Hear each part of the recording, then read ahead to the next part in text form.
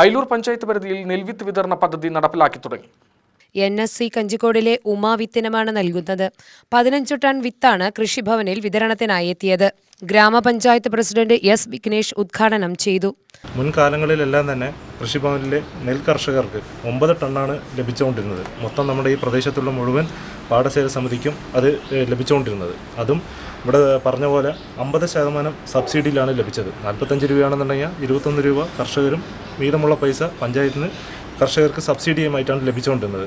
പല പാടശേഖര സമിതി യോഗങ്ങളിലും പങ്കെടുക്കുമ്പോൾ അവിടെ കർഷകർ മുൻവെച്ച ഒരു ആവശ്യമെന്ന് പറയുന്നത് ഞങ്ങൾക്ക് നെൽവിത്ത് ഇനിയും കൂടുതൽ ആവശ്യമുണ്ട് എന്ന് വെച്ച് കഴിഞ്ഞാൽ സ്ഥലങ്ങൾ കൂടുതലുള്ളതുകൊണ്ട് നെൽവിത്ത് കൂടുതൽ ആവശ്യമുണ്ടെന്ന് പല പാടശേഖര സമിതി യോഗങ്ങളിൽ പങ്കെടുത്തപ്പോഴും അവർ പറഞ്ഞാണ്.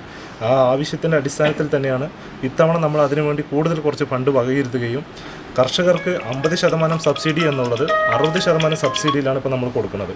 18 രൂപയാണ് ഒരു കിലോയ്ക്ക് കർഷകൻ കൊടുക്കേണ്ടി വരേണ്ട ഒരു തുക. ബാക്കിയുള്ള 27 രൂപയും പഞ്ചായത്തിന് സബ്സിഡി ആയിട്ടാണ് കർഷകർക്ക് ലഭിക്കുന്നത്. കിലോയ്ക്ക് 45 രൂപയാണെങ്കിലും 18 രൂപയാണ് കർഷകർ നൽകേണ്ടത്. ബാക്കി തുക ഗ്രാമപഞ്ചായത്ത് വിഹിതവും. പാടശേഖര സമിതി ഭാരവാഹികൾ, കൃഷി ഓഫീസർ S. കൃഷ്ണ, കൃഷി അസിസ്റ്റന്റുമാരായ രമ, ദീപിക, സൗമ്യ എന്നിവർ പങ്കെടുത്തു. UTV news, Palakkad.